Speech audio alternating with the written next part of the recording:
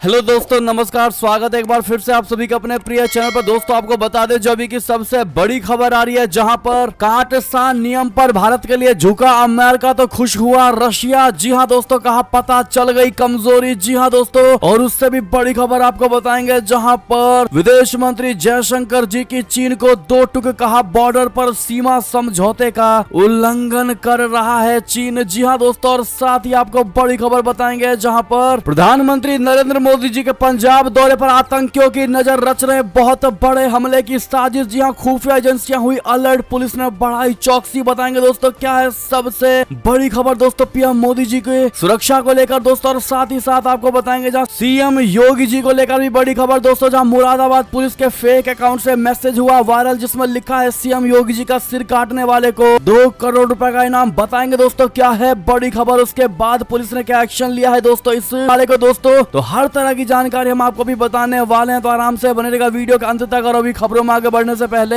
हमेशा की तरह मानते हैं कि मोदी जी हैं तो हर चीज संभव है। भारतीय सेना है दोस्तों तो अपना देश गर्व से जी रहा है। तो इस वीडियो का भी कर दीजिए लाइक, चैनल को कर दीजिए सब्सक्राइब, बेल आइकन दबाइए, साथ ही कमेंट बॉक्स में लिख दीजिएगा जय हिंद। जी हाँ दोस्तों, तो चलते हैं पहली और सबसे बड़ी खबर की तरफ, जहां पर काटसा पर भारत के लिए झुका अमेरिका तो खुश हुआ रशिया, कहा पता चली कमजोरी। जी हाँ, काटसा से भारत को मिली छूट को लेकर रशिया ने अमेरिका पर सवाल उठा दिए हैं दोस्तों। रशिया का कहना है कि भारत के लिए किए गए इस फैसले ने अमेरिका की कमजोरी जाहिर कर दी है। खास बात यह है कि पश्चिम के कड़े प्रतिबंधों का सामना कर रहे रशिया के हथियार निर्यात मामले में भुगतान खासे प्रभावित हो रहे हैं। रशिया ने इन प्रतिबंधों पर भी सवालिया निशान लगाए हैं। जी हाँ दोस्तों, रशिया के एक शीर्ष अधिकारी ने कहा है कि S-400 खरीद के लिए भारत को प्रतिबंधों से राहत देना अमेरिका की कमजोरी को दिखाता है। अमेरिका में हाउस ऑफ रिप्रेजेंटेटिव ने उस संशोधन को मंजूरी दे दी थी दोस्तों, जिसमें भारत को countering America's adversaries through sanction act यानी काटसा के तहत प्रतिबंधों से जुलाई में छूट दे दी गई थी। रशिया के federal service for military technical corporation बोले तो FSMTC के प्रमुख दिमित्री सुगाएव ने कहा कि भारत और रशिया के बीच S-400 की सप्लाई के लिए हुए कॉन्ट्रैक्ट को अमेरिका ने रूसी हथियारों के खिलाफ लगे प्रतिबंधों का उल्लंघन बताया था। अमेरिकी पक्ष ने किस वजह से अपना फैसला बदला मुझे नहीं पता, लेकिन संभावनाएं हैं कि ये उसकी कमजोरी की वजह बन गई है। जी हाँ दोस्तों,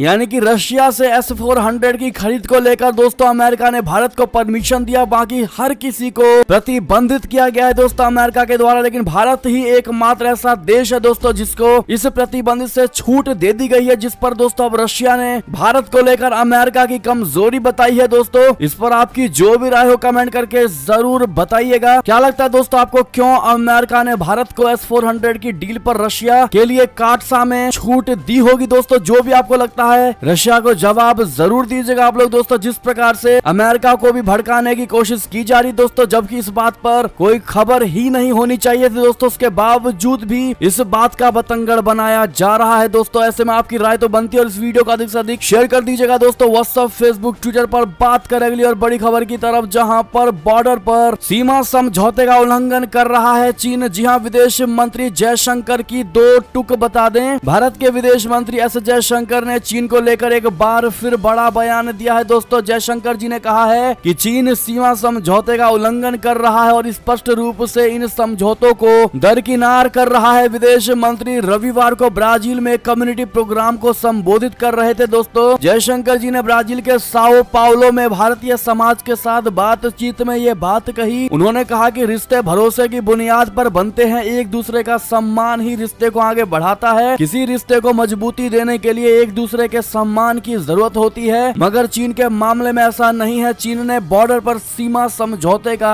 उल्लंघन किया है। चीन ने बॉर्डर एरिया और गलवान में जो किया है वो सीमा समझौते का उल्लंघन है। जी हाँ दोस्तों, विदेश मंत्री जयशंकर जी ने कहा कि भारत और ब्राजील के संबंध सद्भावना और बढ़ते सहयोग पर आधारित है। उन्होंने दोनों देशों के बीच सेतु के रूप में काम करने के लिए भारतवंशियों के प्रति आभार जताया है। जी हाँ दोस्तों, ऐसे में जयशंकर जी का चाइना को दो टुक दोस्तों, क्या आप इसका समर्थन करेंगे बताइएगा जरूर। अगली खबर की बात करें, जहां पर क्या MQ-9 भी ड्रोन से ड्रैगन पर नकेल कसेगा अपना भारत? जी हाँ, आखिरी दौर में है अमेरिका से बातचीत। जी हाँ दोस्तों, चीन के साथ वास्तविक नियंत्रण रेखा यानी LAC पर तनाव के बीच भारत अमेरिका के साथ एक बहुत बड़ी डील को फाइनल करने के करीब पहुंच गया है दोस्तों। भारत और अमेरिका के बीच ये डील 3 अरब डॉलर से अधिक की लागत पर 30 MQ-9B प्रीडेटर सशस्त्र ड्रोन के लिए है दोस्तों। भारत के लिए ये डील काफी अहम इसलिए भी है दोस्तों क्योंकि इससे LAC और हिंद महासागर में निगरानी क्षमता बढ़ जाएगी दोस्तों। लंबे समय तक हवा में रहने वाले इन ड्रोन को तीनों सेनाओं के लिए खरीदा जा रहा है दोस्तों। MQ-9B ड्रोन MQ-9 रीपर का एक प्रकार है दोस्तों, यानी उसका एक टाइप है। ऐसा बताया जाता है कि MQ-9 रीपर का इस्तेमाल हेल फायर मिसाइल के उस संशोधित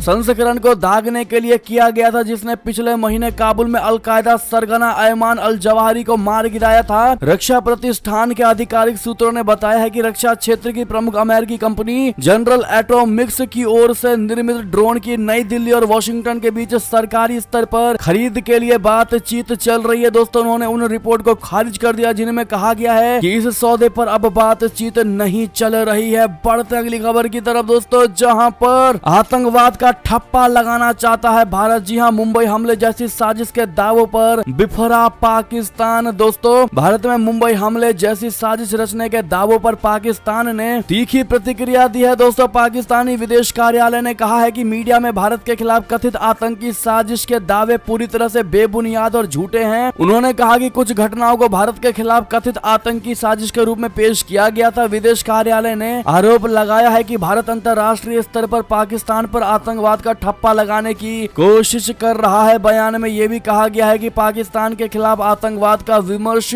गढ़ने के लिए मीडिया में यह खबर प्रसारित की गई कि भारत ने किसी पाकिस्तानी व्हाट्सएप नंबर से एक संदेश पकड़ा है और महाराष्ट्र में एक खाली नौका जब्त की गई है दोस्तों जिस पर कुछ हथियार भी थे। जी हाँ, यानी कि दोस्तों पाकिस्तान ने भारत पर पाकिस्तान की छवि खराब करने का आरोप लगाया है दोस्तों। पाकिस्तान ने बयान में कहा कि ये और कुछ नहीं बल्कि आतंकवाद के बहाने पाकिस्तान की छवि खराब करने की एक और भारतीय साजिश थी। यानी कि दोस्तों कुल मिलाकर आपको बताएं तो दोस्तों पाकिस्तान भारत को लेकर अपना उल्लू सीधा करना चाहता है दोस्तों और पूरे विश्व में बताना चाहता है कि पाकिस्तान में कोई आतंकवाद नहीं है और पाकिस्तान पूरे तरीके से दूध से धुला हुआ है, ये जताना चाहता है दोस्तों। जबकि पूरी दुनिया पूरा विश्व जानता है दोस्तों कि पाकिस्तान क्या है। और अगर आतंकवाद या आतंकी साजिशों की बात करें तो सबसे पहले कौन सा देश हमारे नजरों में आता है दोस्तों, ये पूरी दुनिया जानती है। अगर आप भी जानते हैं तो कमेंट में उस देश का नाम लिखकर बताइएगा। अगर हम कहे आतंकी देश तो आपके राय में आपके समझ में कौन सा देश पहले नाम पर आएगा दोस्तों, बताइएगा जरूर। अगली खबर की बात करें जहां पर प्रधानमंत्री मोदी जी के पंजाब दौरे पर आतंकियों की नजर रच रहे बहुत बड़े हमले की साजिश। जी हां, खुफिया एजेंसियां हुई अलर्ट,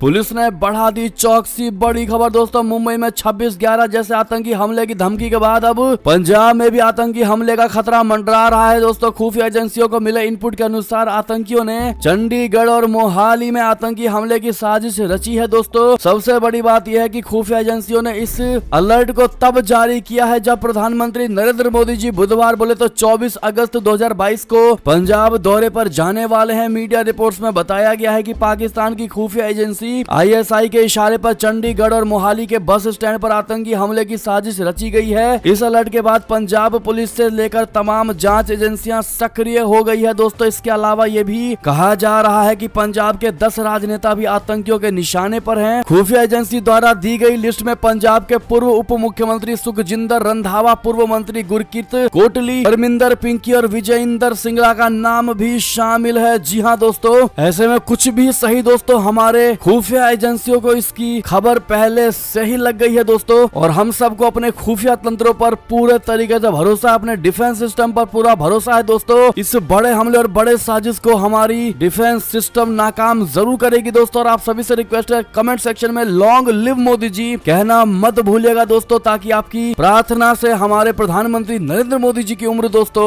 और लंबी होती चली जाए। अगली खबर की बात करें जहां पर पाकिस्तान के मंत्री का बड़ा दावा, देश में निवेश लाने में विफल रही चीन की CPEC की योजना। जी हां, पाकिस्तान की गिरती आर्थिक स्थिति के बीच चीन अपने दोस्त पाकिस्तान की माली हालत को सुधारने की कोशिश कर रहा है दोस्तों। हालांकि बीजिंग द्वारा चीन पाकिस्तान आर्थिक गलियारा बोले तो CPEC शुरू करने के लगभग 1 दशक बाद भी चीन पाकिस्तान में कोई निवेश लाने में विफल रहा है दोस्तों। इस बात का दावा खुद पाकिस्तान की शहबाज सरकार में मंत्री एहसान इकबाल ने किया है दोस्तों। योजना एवं विकास मंत्री एहसान इकबाल ने कहा कि बीजिंग लगातार पाकिस्तान में बुनियादी ढांचे के विकास का समर्थन कर रहा है। उन्होंने कहा कि 2014 में राष्ट्रपति शी जिनपिंग ने इस्लामाबाद भारत की अपनी यात्रा के दौरान CPEC के तहत 46 बिलियन अमेरिकी डॉलर का निवेश करने की घोषणा की थी। गुरुवार को पत्रकारों से बात करते हुए उन्होंने कहा कि इस प्राधिकरण के गठन के बाद CPEC परियोजना में एक भी डॉलर का निवेश नहीं किया गया है। जी हाँ दोस्तों, यानी कि कुल मिलाकर पाकिस्तानी मंत्री का कहना है दोस्तों कि चीन ने इस पाकिस्तान कॉरिडोर के आड़ में पाकिस्तान को मूर्ख बना दिया है। जी हाँ दोस्तों, ऐसे में चीन ने जिसके साथ भी निवेश किया है दोस्तों उस देश को लूट कर ही रहा है और यही पाकिस्तान के साथ हुआ है। क्या आप मानेंगे या नहीं, कमेंट में लिख कर जरूर बताइएगा। दोस्तों एक और बड़ी खबर की बात करें, जहां पर मछली चोर चीन के रास्ते में खड़ा हुआ अपना भारत इन देशों के साथ मिलकर ड्रैगन की दादागिरी को करेगा खत्म। जी हाँ, चीन लंबे समय से गैर कानूनी तरीके से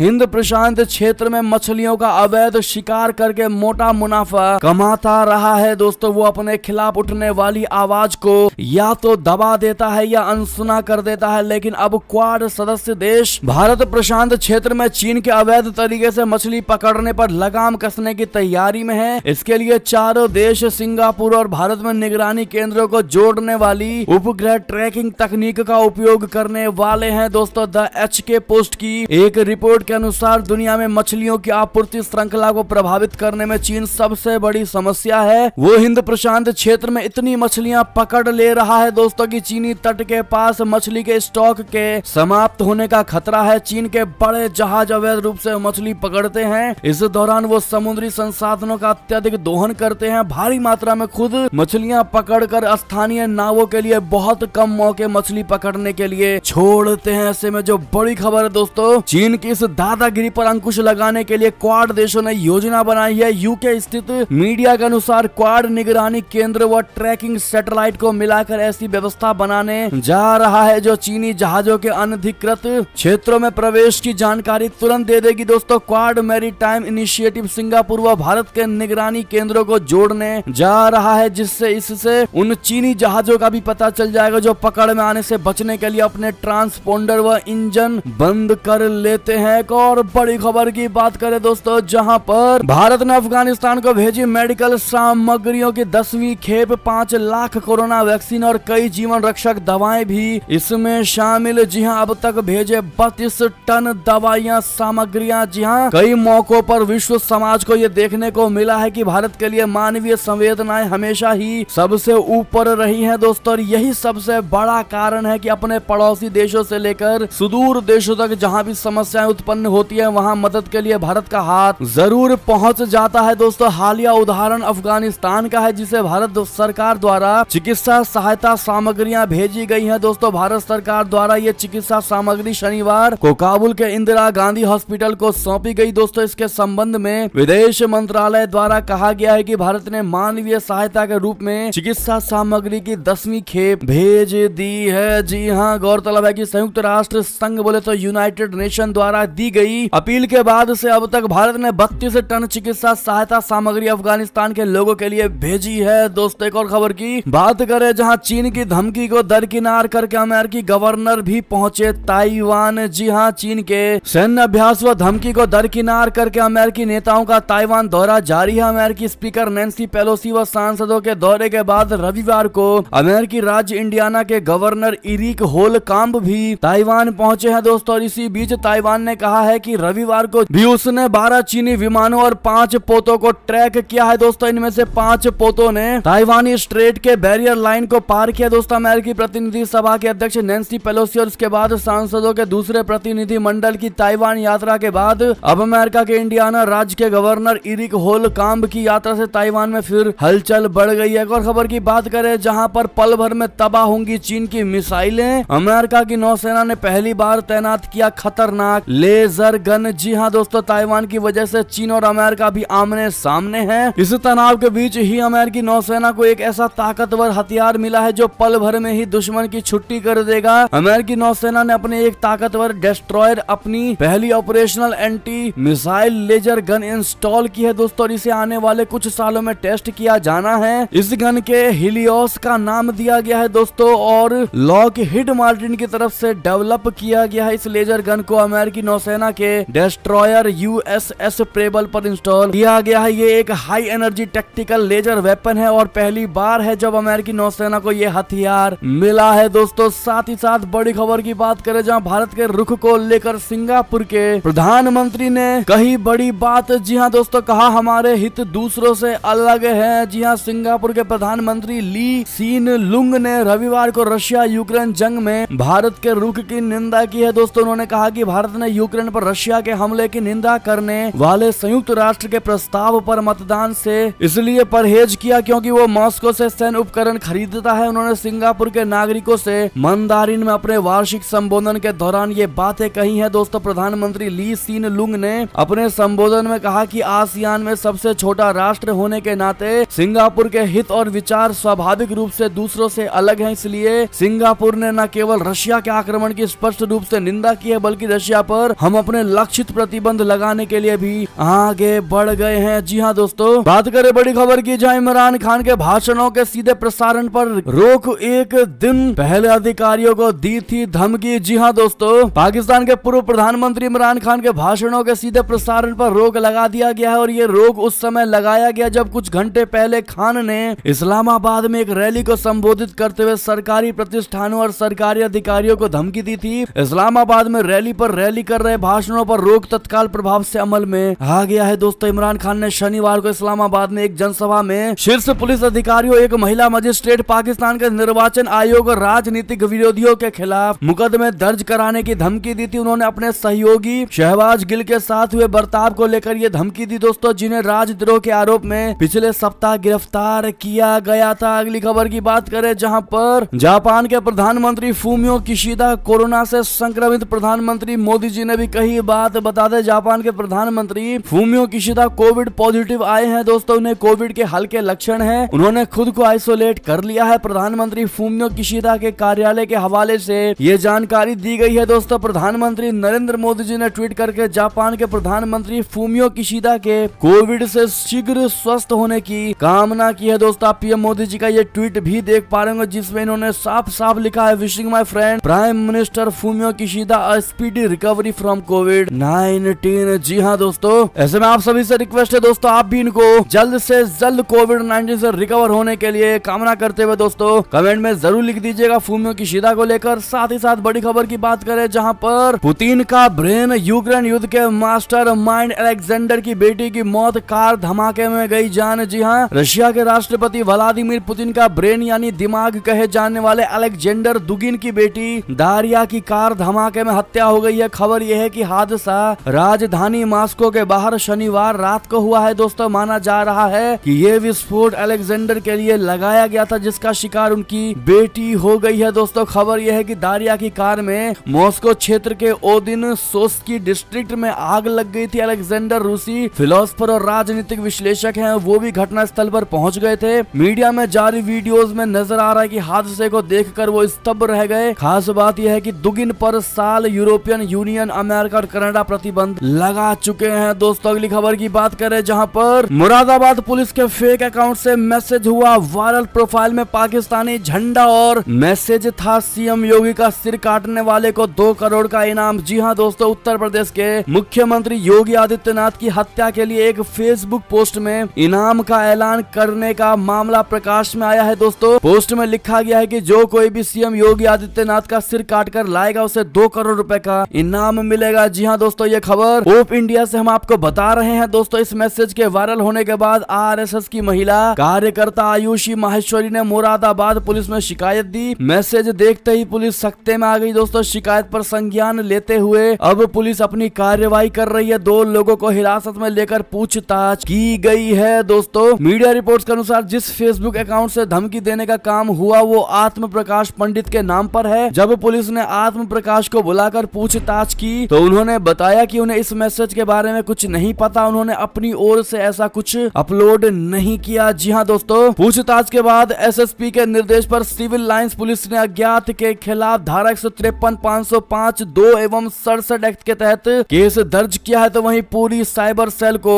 सौंप दी गई है। जी हां दोस्तों, आप ये ट्वीट भी देख पा रहे होंगे, डीएनए हिंदी और क्राइम आज तक का। जी हां दोस्तों, ऐसे में इस तरीके से सीएम योगी आदित्यनाथ को धमकी देने वालों के खिलाफ दोस्तों कैसे कार्यवाही होनी चाहिए दोस्तों, कमेंट करके लिखकर जरूर बताइएगा। साथ में लॉन्ग लिव योगी जी भी कहना मत भूलिएगा दोस्तों, ताकि आपकी दुआएं उनको लग लगती रहे। अगली खबर की बात करें जहां पर संगठन सरकार से भी बड़ा है। जी हां दोस्तों, क्या केशव प्रसाद मौर्य बनेंगे यूपी बीजेपी के नए अध्यक्ष? बता दें, उत्तर प्रदेश में नए बीजेपी अध्यक्ष के नाम की अटकलों के बीच उप मुख्यमंत्री केशव प्रसाद मौर्य ने ट्वीट करके राजनीतिक रूप से बहुत बड़ा संकेत दिया है। केशव प्रसाद मौर्य ने ट्वीट करके लिखा है कि संगठन सरकार से बड़ा है। उन्होंने अपने इस इशारे को लेकर जोर भी दिया है दोस्तों, और यही वजह है कि इस ट्वीट को उन्होंने ट्विटर अकाउंट पर पिन किया है। दोस्तों, केशव के इस ट्वीट के बाद नए प्रदेश अध्यक्ष को लेकर आहट साफ झलक रही है और इसके बड़े मायने निकलने शुरू हो गए हैं। दोस्तों, दरअसल बीजेपी यूपी में नए अध्यक्ष की तलाश में है। पिछले 5 महीने से नए नाम पर मंथन चल रहा है। पार्टी को एक ऐसे चेहरे की तलाश है जो मिशन 2024 को ध्यान में रखकर संगठन को मजबूती दे सके। हाल ही में पार्टी ने प्रदेश में नए संगठन महामंत्री को भी नियुक्त किया है। दोस्तों, अब अध्यक्ष की तलाश भी जल्द पूरी करना चाहते हैं आप। दोस्तों, केशव प्रसाद मौर्य जी का ये ट्वीट भी देख पा रहे हैं। ऐसे में क्या लगता है आपको, क्या उत्तर प्रदेश बीजेपी के अध्यक्ष बन सकते हैं दोस्तों मौर्य जी या नहीं? कमेंट में लिखकर जरूर बताइएगा। और किनको बनाना चाहिए दोस्तों आपके अनुसार, क्या इन्हीं को बनाना चाहिए? जो भी आप कहना चाहें दोस्तों कमेंट में लिखकर जरूर बताइएगा। अगली खबर की बात करें जहां पर राकेश टिकैत को पुलिस ने हिरासत में लिया। किसान नेता ने केंद्र के खिलाफ दे दिया था बड़ा बयान। जी हां, देश में बेरोजगारी के मुद्दे को लेकर सरकार के खिलाफ प्रदर्शन में शामिल होने के लिए जंतर मंतर जा रहे किसान नेता राकेश टिकैत को दिल्ली पुलिस ने हिरासत में ले लिया है। राकेश टिकैत को दिल्ली पुलिस ने दिल्ली बॉर्डर पर हिरासत में लिया। दोस्तों, राकेश टिकैत फिलहाल दिल्ली के मधु विहार थाने में है। हिरासत में लिए जाने के बाद राकेश टिकैत ने ट्वीट करके केंद्र पर निशाना साधा है। उन्होंने ट्वीट किया कि मोदी सरकार बेरोजगारों, नौजवानों, किसानों और मजदूरों के दमन और उत्पीड़न पर उतारू है। अधिकारों की लड़ाई के लिए लंबे संघर्ष को तैयार रहना होगा। केंद्र की शह पर दिल्ली पुलिस ने बेरोजगार युवाओं से नहीं मिलने दिया। ना रुकेंगे, ना थकेंगे, ना झुकेंगे। जी हाँ दोस्तों, ये ट्वीट उन्होंने किया है। ऐसे में दोस्तों किसान नेता राकेश टिकैत को लेकर आपकी क्या राय होगी दोस्तों कमेंट में लिखकर जरूर बताइएगा। जिस प्रकार से इन्होंने केंद्र को घेरने की कोशिश किया दोस्तों, कितने हद तक ठीक है बताइएगा जरूर। एक और खबर की बात करें जहां पर मोहन भागवत ने कहा भारत दुनिया के लिए आदर्श समाज बने, इसके लिए काम कर रहा है आरएसएस। जी हां, संघ संचालक मोहन भागवत ने रविवार को कहा कि राष्ट्रीय स्वयं सेवक संघ यानी आरएसएस भारत को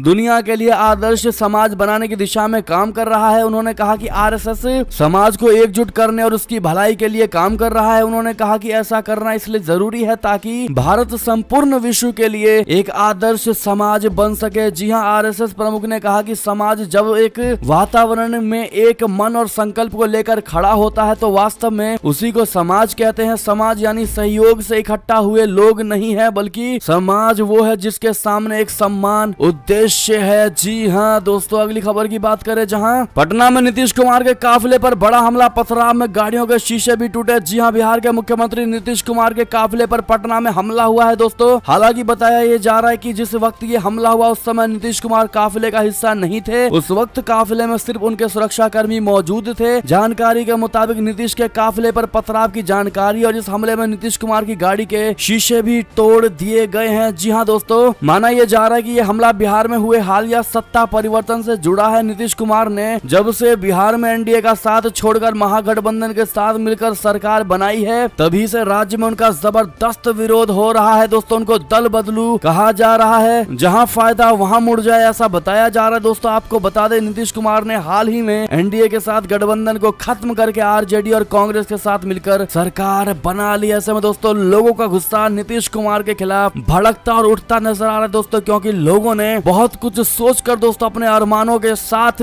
नीतीश कुमार को वोट दिया होगा दोस्तों। लेकिन पब्लिक जब देखती है कि एक नेता उनके एक्सपेक्टेशन को पूरा नहीं कर पाती है दोस्तों, तो लोग इसी प्रकार से अपना विरोध दर्ज कराते हैं। इस पर आपकी जो भी राय हो दोस्तों कमेंट करके जरूर बताइएगा। और आप नीतीश कुमार के बारे में एक वर्ड क्या कहना चाहेंगे दोस्तों कमेंट में लिखकर बताइएगा। देखते हैं क्या कहती है हमारी भारत की जनता दोस्तों। और साथ ही साथ ये थी अब तक की सारी बड़ी खबरें दोस्तों। आपको हमारी खबर कैसी लगी? आशा करता हूँ बहुत अच्छी लगी होगी। अगर थोड़ी भी अच्छी लगी है दोस्तों तो इस वीडियो को भी अपने भाई बंधुओं में व्हाट्सएप, फेसबुक, ट्विटर के जरिए पूरे भारत में शेयर करना बिल्कुल मत भूलिएगा दोस्तों। और अभी कर दीजिए इस वीडियो को लाइक, चैनल को कर दीजिए सब्सक्राइब, बेल आइकन दबाइए, साथ ही कमेंट बॉक्स में लिख दीजिएगा जय हिंद जय भारत दोस्तों। तो मिलते हैं आप अगली बड़ी खबर में, तब तक अपना ख्याल रखिएगा। आप सभी का बहुत बहुत धन्यवाद साथ देने के लिए, साथ बने रहने के लिए। जय हिंद जय भारत, जय श्री राम, वंदे मातरम, हर हर महादेव।